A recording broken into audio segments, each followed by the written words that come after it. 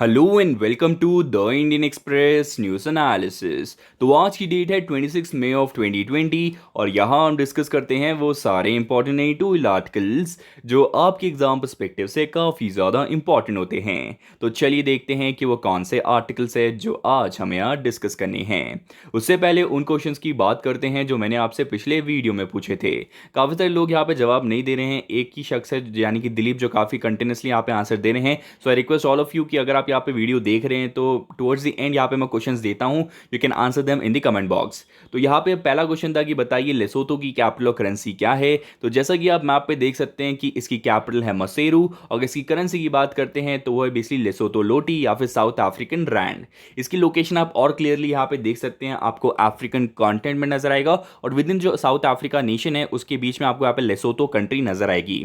अभी recently news में क्यों था, इन्होंने जो है यहाँ पे नया प्राइम मिनिस्टर चुना है जिनका नाम है मुकेश सिंह मोजायरो, जिनका फोटो में देख सकते हैं। अगला क्वेश्चन है कि बताइए कि वो कौन सा स्टेट एंड यूटी है जिसने जो है यहाँ पे सुकून कोविड बीट द स्ट्रेस जो है ये इनिशिएटिव शुरू किया है to spread the awareness about psychological impact of lockdown. तो ये बेसिकली जम्मू कश्मीर में हुआ है। यहाँ पे आप देख सकते हैं जो department of information of public relation Jammu Kashmir का, उन्होंने यहाँ पे बोला है कि यहाँ पे दूरदर्शन कश्मीर चैनल पे हर ट्यूसडे को जो 9 PM साइकियाट्रिस्ट, एमिनेंट डॉक्टर्स और जो साइंटिस्ट है वो शेयर करेंगे अपना नॉलेज ऑन साइकोलॉजिकल हेल्थ। अब यहाँ पे कुछ दिनों पहले एक आर्टिकल आया था ओपन स्काई ट्रीटी से रिलेटेड, तो वो वाला आर्टिकल मैंने मिस किया था, तो यहाँ पे हम उसे कवर करेंगे। तो कंटेक्स्ट ये है कि डोनाल्ड ट्रंप ने डिसाइड किया कि वो ओपन स्काई ट्रीटी से जो है विड्रॉ करना चाहते हैं, एग्जिट करना चाहते हैं। तो तमाम आप देखे होंगे कि आपने कुछ सालों में डोनाल्ड ट्रंप ने काफ़ी सारे अग्रीमेंट और डील से बाहर आने का डिसीजन लिया है, तो उसमें एक और ट्रीटी शायद ऐड होने वाली है। अभी तक बाहर नहीं हुए, उन्होंने सिर्फ यहाँ पे जो है एग्जिट के बारे में बोला है। अब उन्होंने यहाँ पे एलिगेशन ये लगाया है कि ओपन स्काई ट्रीटी के अंदर जो है रशिया ने काफ़ी वायलेशंस की हैं और सिक्योरिटी एनवायरनमेंट जो इस टाइम पे है वो काफ़ी ज़्यादा डिफरेंट भी है। तो ये बेसिकली उन्होंने यहाँ पे बताया है। अब यहाँ पे ओपन स्काई ट्रीटी होता क्या है उसको समझते हैं। तो इसके अंतर्गत आपको 34 जो है यहाँ पे सिग्नेटरी पार्टीज नजर आएंगे जो आपको ब्लू कलर में हाईलाइटेड है। नोटिस कीजिएगा कि ओपन स्काई ट्रीटी में इंडिया नहीं है। तो उसके अंतर्गत होता क्या है, इसमें पूरा फोकस होता है कि मिलिट्री ट्रांसपेरेंसी को और प्रेडिक्टेबिलिटी को जो है इंप्रूव करना है और एक म्यूचुअल यहाँ पे ट्रस्ट का एक एनवायरमेंट क्रिएट करना है कंट्रीज के बीच में, ताकि एक दूसरे के ऊपर उनको यहाँ पे एक कॉन्फिडेंस बिल्ड हो। अभी कैसे होगा, मान लीजिए कि रशिया कोई मिलिट्री ऑपरेशन की या फिर कोई मास मूवमेंट कर रहा है अपने यहाँ पे ट्रूप्स का, तो कहीं ना कहीं वो किसी पे अटैक करने की कोशिश कर रहा है। अब ये कर रहा है नहीं, ये कैसे पता चलेगा। अब यहाँ पे क्योंकि यूएस और रशिया दोनों ही सिग्नेटरी है, तो हो सकता है यूएस जो है एक यहाँ पे सर्वेलेंस प्लेन भेजेगा रशिया के ऊपर और फिर वहाँ पे पता लगा सकता है कि यहाँ पे मास मूवमेंट हो रहा है नहीं हो रहा, कोई यहाँ पे अपनी जो वेपन्स है क्या वो तैयार कर रहे हैं नहीं, तो इस सर्वेलेंस एयरक्राफ्ट के द्वारा वो यहाँ पे ये सारी चीज़ें पहचान सकते हैं। तो ये जो फायदा ये बेसिकली इस ट्रीटी के अंदर मिलता है, ताकि यहाँ पे एक म्यूचुअल यहाँ पे जो है एक अंडरस्टैंडिंग बनी रहे और यहाँ पे कोई भी जो है ऐसी सिचुएशन ना बने वॉर वाली। अब यहाँ पे जो पूरा आइडिया था इस पूरी ट्रीटी का, तो ये बेसिकली शुरू हुआ था यहाँ पे कोल्ड वॉर के दौरान, जहाँ पे फॉर्मर यूएस प्रेसिडेंट जो है ड्वाइट एजनहोवर, जिनका आप फोटो में देख सकते हैं, इनका ये बेसिकली आइडिया था। उसके बाद इसे इफेक्ट में आया था 2002 में और इसके अंतर्गत जो है काफ़ी सारे रिकन्सेंस के जो है यहाँ पे फ्लाइट से ही किए गए हैं। अब बात करते हैं मोडालिटीज़ की। अगर मान लीजिए, क्योंकि मैंने आपको बताया कि इस पूरे ट्रीटी का पर्सपेक्टिव ये है कि यहाँ पे म्यूचुअल ओपननेस होना चाहिए और यहाँ पे जो है एक्सीडेंटल जो वॉर्स है उसको रिड्यूस करने की कोशिश की गई है। इसका बेसिक मतलब ये है कि मान लीजिए होस्ट नेशन, मान लीजिए रशिया का एग्जांपल लेते हैं कि वो जो है यहाँ पे एक अटैक की तैयारी कर रहा है, किसी भी वजह से क्रीमिया पे हो सकता है, किसी भी हो सकता है, तो तब जो है यहाँ पे मान लीजिए आसपास जो यहाँ पे कंट्रीज है जो सिग्नेटरी है इस ट्रीटी की, तो वो क्या कर सकते हैं, ये 72 आवर्स का नोटिस दे सकते हैं और यहाँ पे अपना एग्जैक्ट फ्लाइट का पाथ बता सकते हैं कि कहाँ पे वो जो अपना प्लेन उड़ाने वाले हैं और वो कौन सी इंफॉर्मेशन गैदर करेंगे थ्रू सर्वेलेंस की ट्रूप मूवमेंट हो रहा है, यानी मिलिट्री एक्सरसाइज हो रही है, मिलिट्री कोई मिसाइल डिप्लॉयमेंट हो रहा है क्या, और ये पूरी जर्नी जो है कंप्लीटली प्लान होगी और इवन जो होस्ट कंट्री के ऑफिशियल्स है वो भी जो है इसका पार्ट बन सकते हैं। तो इस तरीके से जो है यहाँ पे म्यूचुअल अंडरस्टैंडिंग को इंप्रूव करने की कोशिश की गई है थ्रू विया ओपन स्काई ट्रीटी। अब यहाँ पे इसके बारे में और जानेंगे, उससे पहले बात करते हैं डोनाल्ड ट्रंप ने जो है रिसेंटली काफ़ी सारे डिसीजंस लिए हैं इंपॉर्टेंट अग्रीमेंट से बाहर आने के, जैसे कि पेरिस क्लाइमेट जो अग्रीमेंट है उनसे बाहर आने की बात की गई थी। उसके बाद आईएनएफ ट्रीटी से वो बाहर आ गए हैं। आईएनएफ ट्रीटी इंपॉर्टेंट इसलिए भी था क्योंकि यहाँ पे जो land based ballistic missiles, cruise missiles और मिसाइल लॉन्चर्स थे, तो उनके लिए यहाँ पे एक लिमिटेशन के लिए यहाँ पे यूएस और रशिया के बीच में एक इंपॉर्टेंट क्रिटिकल अग्रीमेंट था ये, जिसमें से उन्होंने बाहर आने का डिसीजन लिया है। एक रीजन उन्होंने ये भी साइड किया था कि चाइना जो है इसका पार्ट नहीं था, तो इस पूरे अग्रीमेंट का कुछ फ़ायदा नहीं था। उसके अलावा यूएस ने यहाँ पे यूएनएचआरसी यानी कि ह्यूमन राइट काउंसिल जो है यूएन की, उससे भी बाहर आने की बात की थी और वो चली भी गई, क्योंकि जो इसराइल पे क्रिटिसिज्म हो रहा था about the treatment to Palestine's, तो इसराइल को सपोर्ट देने के चक्कर में उन्होंने जो यहाँ पे यूएनएचआरसी से बाहर आ गए। उसके बारे में आप और डिटेल देख सकते हैं यूएनएचआरसी के बारे में। उसके अलावा उन्होंने विड्रॉ करने का डिसीजन लिया था यहाँ पे आर्म ट्रेड ट्रीटी से। उसके बाद इवन जो यहाँ पे ईरान न्यूक्लियर डील है, क्योंकि उन्हें लगता था कि जो रिस्ट्रिक्शन लगाए गए हैं वो यहाँ पे इतने ज़्यादा फायदेमंद नहीं थे, तो इसी वजह से उन्होंने ईरान न्यूक्लियर डील से भी जो है बाहर आने का डिसीजन ले लिया था। तो अब यहाँ पे वापस ओपन स्काई ट्रीटी पे आते हैं।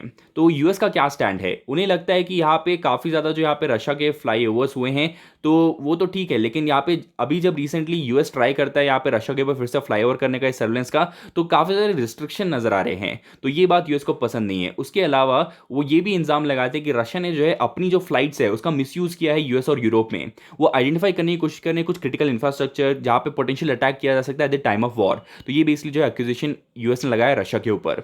उसके अलावा उन्होंने ये भी बोला है कि रशिया जो है इंटेंड करता है यहाँ पे क्रीमियन पेनिनसुला को एनेक्स करने की, तो इसी वजह से ओपन स्काई में जो है एक रीफ्यूलिंग एयरफील्ड का रीजन यहाँ पे वो डेवलप करने की कोशिश कर रहा है, जो कि काफ़ी सही बात नहीं है। उसके अलावा अगर हम बात करते हैं, एक्सपेक्टेड ये है कि अगर यहाँ पे डिसीजन लिया है यहाँ पे डोनाल्ड ट्रम्प ने कि ओपन स्काई से ट्रीटी से बाहर आना चाहते हैं, तो इसमें ऑलमोस्ट 6 मंथ का टाइम लग सकता है। अगर हम रशिया की स्टैंड की बात करते हैं, तो रशिया ने सारे जो एलिगेशन है उसको डिनाई किया है। उन्होंने ये बोला है कि यहाँ पे जो है वो इंटरेस्ट ऑफ जो 35 पार्टिसिपेटिंग कंट्रीज है, एक कंट्री ने रेटिफाई नहीं किया है, तो आउट ऑफ 35 तो उनके इंटरेस्ट में काम करते हैं। उसके अलावा उन्होंने ये भी बोला है कि वो जो है सारे ऑब्लिगेटरी जो है इस ट्रीटी के अंदर उसको फॉलो करते हैं। और इससे एक और पार्ट यहाँ पे आपको समझना है कि कुछ इंपॉर्टेंट ट्रीटीज है, जैसे कि ओपन स्काई ट्रीटी हो सकता है, कुछ देर पहले हमने यहाँ पे आईएनएफ ट्रीटी की बात की थी, उसी तरीके से एक और ट्रीटी है जिसका नाम है न्यू स्टार्ट ट्रीटी। इसके अंतर्गत यहाँ पे जो है कुछ डिस्कशंस किए गए थे यूएस और रशिया के बीच में अबाउट वॉर हेड डेवलपमेंट कितना कर सकते हैं, उन सब चीज़ों को जो यहाँ पे न्यू स्टार्ट ट्रीटी के अंदर रखा गया था। अब ये जो है एक्सपायर होने वाला है फेब 2021 में। अब इसको फिर से रिन्यू करेंगे या नहीं, उस पर भी काफ़ी क्वेश्चंस थे, लेकिन अभी रिसेंटली न्यूज़ में ये भी आया था कि जो है इसके अलावा एक और नई डिस्कशन शुरू की गई, उसके बारे में जानेंगे। लेकिन सबसे पहले हम बात करते हैं इस न्यू स्टार्ट ट्रीटी की। ये बेसिकली फोर्स में आया था 2011 में, और इसमें होता ये कि बेसिकली जो स्ट्रैटेजिक न्यूक्लियर आर्सनल है जिसकी लिमिटिंग दोनों कंट्रीज़ के यहाँ पे स्ट्रैटेजिक लॉन्चर्स को, वॉरहेड्स को यहाँ पे लिमिट करने की जो कोशिश है, ये बेसिकली इस ट्रीटी के अंदर किया गया है। अब ये एक्सपायर होने वाला है फेब 2021 में, तो अब इसको एक्सटेंशन मिलेगा या नहीं, क्या रिन्यू डिस्कशन होंगे, तो ये सबसे बड़ा प्रॉब्लम था। और उसी बीच यहाँ पे उन्होंने बोल दिया कि ओपन स्काई ट्रीटी से भी वो बाहर आना चाहते हैं।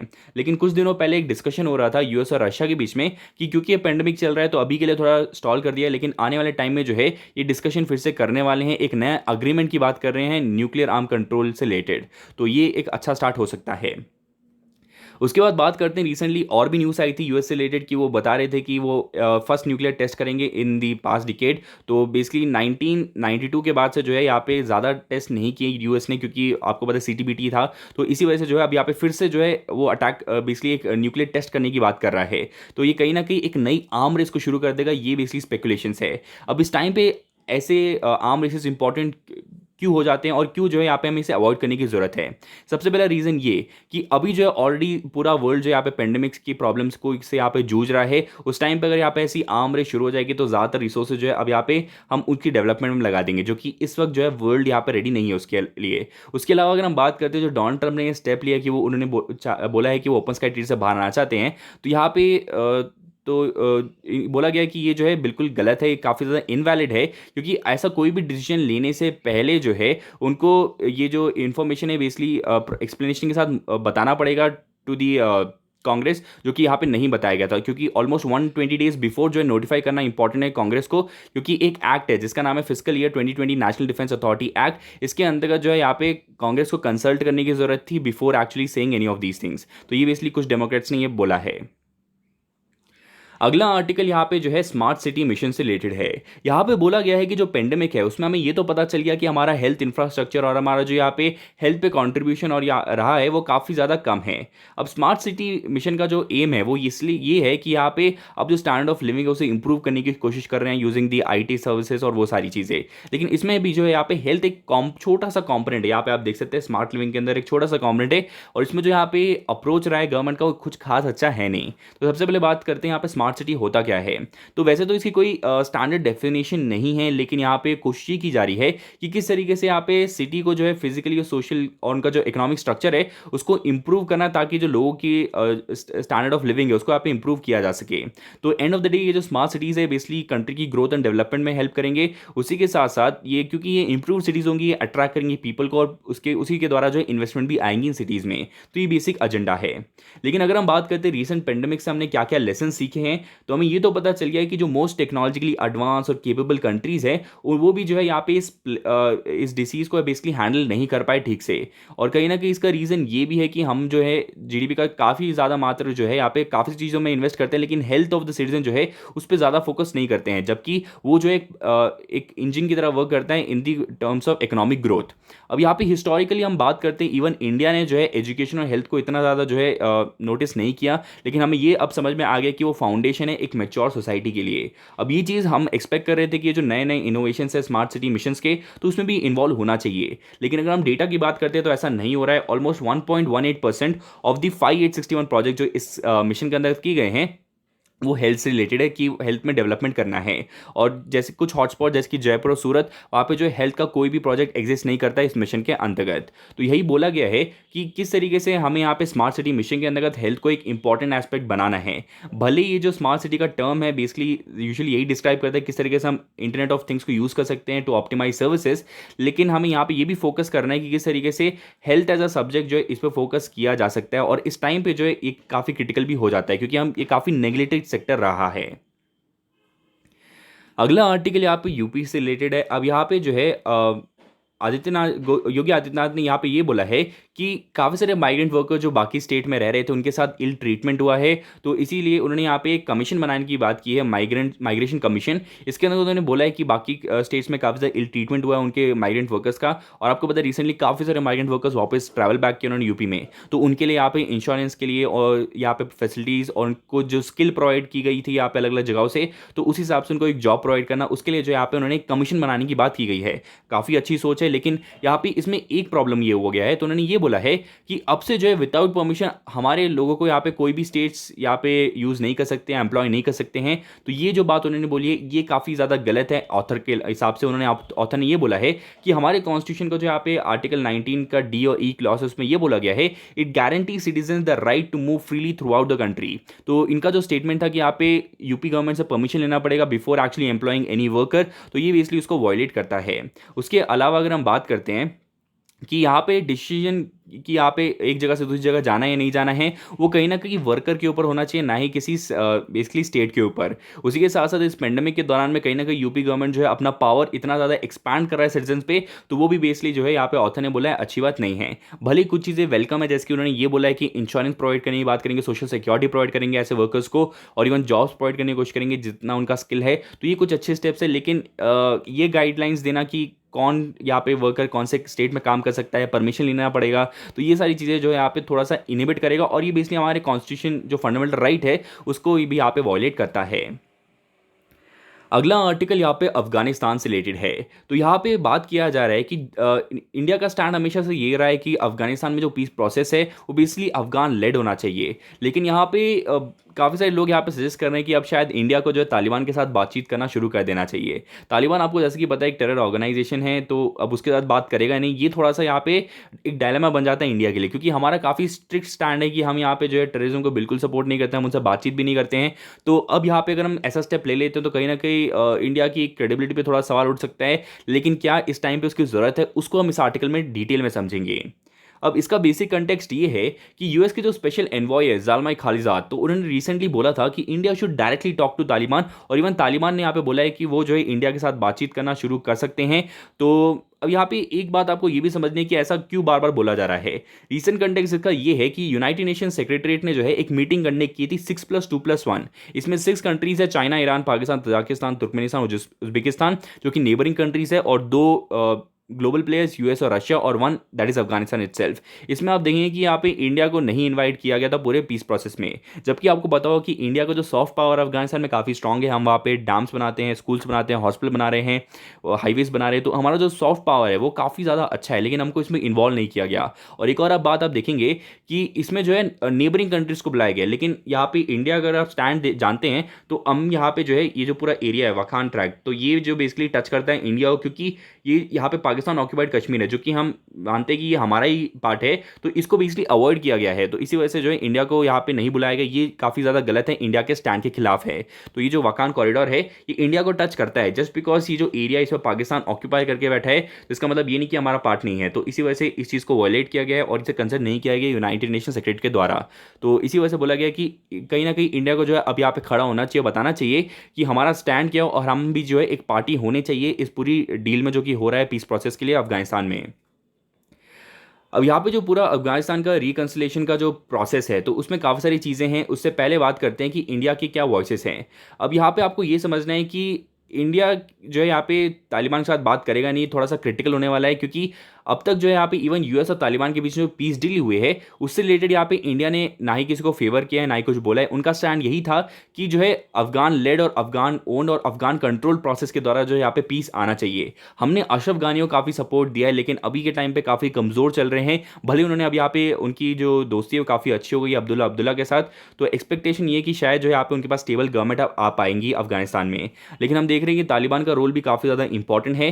तो ज़्यादातर न्यूज़ मीडिया में यही सजेस्ट किया जा रहा है कि अब शायद हमें तालिबान के साथ बातचीत करना शुरू करना चाहिए। उसके अलावा बात करते हैं इंडिया के इंटरेस्ट क्या है अफगानिस्तान में। पहला इंटरेस्ट है इकोनॉमिक और स्ट्रैटेजिक, क्योंकि आप जानते हैं Afghanistan is gateway to oil and mineral rich central African republics, क्योंकि आपको पता है कि सेंट्रल एशिया में इतनी सारी जो कंट्रीज है उनको एक एक्सेस प्रोवाइड कर सकता है इंडिया। तो इसी वजह से जो है ये जो स्ट्रैटेजिक रोल है इसको हम तभी इंप्रूव कर सकते हैं जब यहाँ पे अफगानिस्तान में पीस होगा। उसके अलावा बात करते हैं काफ़ी सारे डेवलपमेंट प्रोजेक्ट्स हम यहाँ पे कैरी आउट करते हैं, जिसकी उनका पार्लियामेंट जनान जलाराम का जो हाईवे है, उसके अलावा यहाँ पे फ्रेंडशिप डैम जिसका नाम सलमा डैम है, उसके अलावा स्कूल हॉस्पिटल प्रोजेक्ट जो है हमने यहाँ पे बनाते हैं। सिक्योरिटी इंटरेस्ट के पर्सपेक्टिव से बात करते हैं, हम लोग ऑलरेडी काफ़ी ज़्यादा परेशान है यहाँ पे स्टेट्स पहुंच और टेररिज्म पाकिस्तान से आता है, तो इसलिए हम एक्सपेक्ट करते हैं कि यहाँ पे जो है ये जो एरिया जहाँ पे टच करता है पाकिस्तान ऑक्यूपाइड कश्मीर में, तो उस एरिया में जो है फिर से यहाँ पे पाकिस्तान कुछ यहाँ पे आतंकवादियों को फिर से पनपने ना दे, इवन जो यहाँ पे जिहादी ग्रुप से वो यहाँ पे ना पनपे, तो उसके लिए जो यहाँ पे हमारे यहाँ पे इंटरेस्ट है यहाँ पे इस एरिया में। अब इंडिया का डिलेमा ये है कि हम जो है यूजुअली किसी टेरर ऑर्गेनाइजेशन के साथ बातचीत नहीं करते हैं। अब तालिबान ने इतने सारे अटैक्स किए हैं, तो इसी वजह से उनसे अगर हम बात करेंगे तो इस पर सवाल, हमारी क्रेडिबिलिटी सवाल उठ सकता है। लेकिन हमें इस टाइम पे ये समझना है कि ज़्यादातर जो नेशंस है वो यहाँ पे कंसिडर नहीं कर रहे हैं कि इंडिया जो है एक इंपॉर्टेंट पार्टी है यहाँ पे। हम लोग उनके साथ बॉर्डर भी शेयर करते हैं, उसको रिकॉग्नाइज नहीं किया गया है। हमारा यहाँ पे सॉफ्ट पावर एग्जिस्ट करता है, उसको रिकॉग्नाइज नहीं किया है। तो इसी वजह से बोला जा रहा है कि अब यहाँ पे ज़रूरत यह है कि इंडिया जो है यहाँ पे काफ़ी एक्टिवली पार्टिसिपेट करे, यहाँ पे किस तरीके से अफगानिस्तान में पीस आ सकता है। अब यहाँ पे क्या स्टेप्स लिए जा सकते हैं, सबसे पहले ये कि अभी यहाँ पे अशरफ गानी और अब्दुल्ला के बीच में जो डिवाइड था वो धीरे धीरे कम होता हुआ नजर आ रहा है। तो हम यहाँ पे एक 6+2+1 का जो डायलॉग है उसमें एंटर कर सकते हैं। इवन यहाँ पे किस तरीके से जो यूएस तालिबान के टॉक्स है यहाँ पे तालिबान को नेगोशिएशन टेबल पे लेकर आए, उसी तरीके से जो है यहाँ पे एक पीस प्रोसेस में यहाँ पे एक इंपॉर्टेंट रोल इंडिया को प्ले करना चाहिए, क्योंकि हमारा एक गुडविल फैक्टर है काफ़ी सारे कंट्रीज़ के साथ, तो उसका इस्तेमाल हम अच्छे से कर सकते हैं। इवन यहाँ पे एक और चीज़ आपको समझना है कि यूजुअली जो है अगर आपको लगता है कि हमारे जो सारे एग्स है वो एक ही बास्केट में, कि हम अशरफ गानी को ही सपोर्ट करते हैं, अगर मान लीजिए उनका सपोर्ट खत्म हो जाता है या फिर वो पावर में नहीं आते हैं, तो कहीं ना कहीं हमारे जो सारे चिप्स हैं यहाँ पे इंफ्रास्ट्रक्चर के लिए जो हमने काम किया है वो सारी जो है वेस्ट हो जाएंगे। तो इसीलिए बोला जाता है कि जो अपने जो सारे एग्स है वो बेसिकली एक बास्केट में नहीं रखना चाहिए, मल्टीपल बास्केट में रखना जो है इंटरनेशनल डिप्लोमेसी में ज़्यादा फायदेमंद रहेगा। और कंक्लूजन में यही बोला गया है कि यहाँ पे अगर अफगानिस्तान के साथ यहाँ पे फ्यूचर में और ज़्यादा अच्छे अगर हम टाइप्स बनाना चाहते हैं, तो ना सिर्फ अफगानिस्तान गवर्नमेंट के साथ, इवन अफगान के अलाइज और इवन जो यहाँ पे तालिबान है उनके साथ कुछ कम्युनिकेशन लाइन्स हमें ओपन अप करने चाहिए। अगला एक और आर्टिकल है जो आया था, जो मैंने डिस्कस नहीं किया था, वो था काला पानी इशू के बारे में। तो इंडिया नेपाल के बीच में जो है यहाँ पे काफ़ी सारे टेरिटोरियल डिस्प्यूट्स है, उसमें एक इंपॉर्टेंट जो था वो काला पानी एरिया है। उसकी लोकेशन भी आप यहाँ पे देख सकते हैं। ये जो मैप है ये बेसिकली आपको पता होगा कि जब यहाँ पे आर्टिकल 370 अब्रोगेट हुआ तो उसके बाद यहाँ पे जो मैप बना था उसमें जो है यहाँ पे काफ़ी डिस्कशन हो रहा था, जब नेपाल ने बोला था कि काला पानी वाला एरिया अपने अपने इंडिया में क्यों दिखाया है, तो वो सारे डिस्प्यूट हुए थे। अब यहाँ पे रिसेंटली क्या हुआ है उसको भी जानते हैं। अब यहाँ पे बात करते हैं, काला पानी जो है यहाँ पर आपको ईस्टर्न मोस्ट कॉर्नर पे नजर आएगा, उत्तराखंड के, जो कि पिथौरागढ़ डिस्ट्रिक्ट है, वहाँ पे आपको नजर आएगा। अब यहाँ पे हुआ ये था कि 2019 में भी यहाँ पे डिस्प्यूट हुआ था, जब यहाँ पे एक नया पॉलिटिकल मैप इंडिया ने यहाँ पे रखा था, तब भी जो है नेपाल ने कुछ यहाँ पे क्वेश्चन उठाए थे कि यहाँ पे काला पानी एरिया इंडिया में क्यों दिख रहा है। अब यहाँ पे आपको ये समझना है कि डिस्प्यूट किस वजह से हो रहा है। तो यहाँ पे अगर मैं आपको मैप पे दिखाता हूँ, ये काला पानी वाला एरिया है जो यहाँ पे आप देख रहे हैं। अब इसमें प्रॉब्लम ये हुआ कि इसको जो डिफाइन किया गया कि कौन सा एरिया नेपाल का है, कौन सा एरिया यहाँ पे इंडिया का है, तो वो इस तरीके से एक रिवर के हिसाब से किया गया, ये काली रिवर के हिसाब से। अब रिवर के बेसिस पे अगर आप डिमार्केट करते, प्रॉब्लम ये होता है कि रिवर जो है ओवर द ईयर्स अपना कोर्स यहाँ पे चेंज करता है। तो मान लीजिए ये एक रिवर है, तो इसका ओरिजिन मल्टीपल हो सकता है, यहाँ से भी ओरिजिन हो सकता है, यहाँ से भी ओरिजिन हो सकता है, और हो सकता है ओवर द टाइम जो है एक चीज़ यहाँ पे वैनिश भी हो जाए, किसको पता नहीं चलेगा। तो यही प्रॉब्लम हो गया है। अब यहाँ पे जो हिस्टोरिकल ट्रीटीज है यहाँ पे ब्रिटिशर्स के साथ और नेपाल के बीच में, तो उस टाइम पे बोला गया था कि जो ईस्ट ऑफ एवरी यहाँ पे काली रिवर है, वो सब जो है यहाँ पे नेपाल का पार्ट होगा। लेकिन अब यहाँ पे अब प्रॉब्लम ये हुआ है कि यहाँ पे मैं आपको दिखाता हूँ ये वाला एक मैप में, हाँ ये वाले मैप में आपको ठीक समझ में आएगा। तो यहाँ पे अगर हम बात करते हैं, नेपाल का स्टैंड ये है कि यहाँ पे जो लिम्पियादुरा है, तो इसको भी इसलिए ऐसा ओरिजिन माना है, और इसके पूरे ईस्ट में जो भी चीज़ें एरिया आएंगी वो नेपाल का है, ऐसा उनको लगता है। लेकिन इंडिया का स्टैंड ये है कि यहाँ पे जो पॉइंट है वो बेसिकली काला पानी है, यहाँ पे इसके जो पूरे यहाँ पे ईस्ट में यहाँ पे ये वाला एरिया वो नेपाल का है, ये बेसिकली इंडिया का स्टैंड है। तो बेसिकली क्योंकि यहाँ पे कोई कंसेंसस नहीं है कि क्या यहाँ पे पॉइंट होना चाहिए, पॉइंट ऑफ रेफरेंस, तो इस वजह से दोनों कंट्रीज के बीच में जो है कॉन्फ्लिक्ट रहता है। इवन अगर हम बात करते हैं काला पानी हमारे लिए इंपॉर्टेंट क्यों है, तो यहाँ पे आप देखेंगे कि एक स्ट्रैटेजिक एलिवेशन मिलता है, और यहाँ पे माउंटेनियर के जो भी एरियाज होते हैं वहाँ पे जिसके पास भी एलिवेशन होता है उसके पास स्ट्रेंथ बना रहता है। 1962 में जब यहाँ पे इंडिया और चाइना के बीच में वॉर हुई थी, तो हमारे पे आप यहाँ पे जो है आउटपोस्ट पे काफ़ी सारे लोग यहाँ पे थे, और इसी वजह से इस तरह से जो है ज़्यादा अटैक्स नहीं हो पाए। तो इसीलिए एक स्ट्रैटेजिक पोजीशन है इंडिया के लिए। अब यहाँ पे अगर हम बात करते हैं कि रिसेंटली हुआ क्या है, तो अब इवन नेपाल ने जो है अपना एक नया पॉलिटिकल मैप यहाँ पे लेकर आए हैं, जिसके अंतर्गत जो है काफ़ी सारे चीज़ों को जो यहाँ पे एरियाज है जो वो आप बोल रहे हैं कि वो उनके पार्ट में आता है, वो भी आप यहाँ पे देख सकते हैं। तो यहाँ पे आप देख सकते हैं कि यहाँ पे जो लिपू लेक है, काला पानी है, और यहाँ पे इवन लिम्पियादुरा, तो इन सब जगहों को जो है यहाँ पे नेपाल बोल रहा है कि वो उनका एरिया है, और यहाँ पे जो है इंडिया उसे एनक्रोच ना करे। और काफ़ी सारे लोग यहाँ पे प्रोटेस्ट भी कर रहे हैं, आप देख रहे हैं कोविड के बीच भी जो है लोग प्रोटेस्ट करने के लिए बाहर आ रहे हैं इससे रिलेटेड।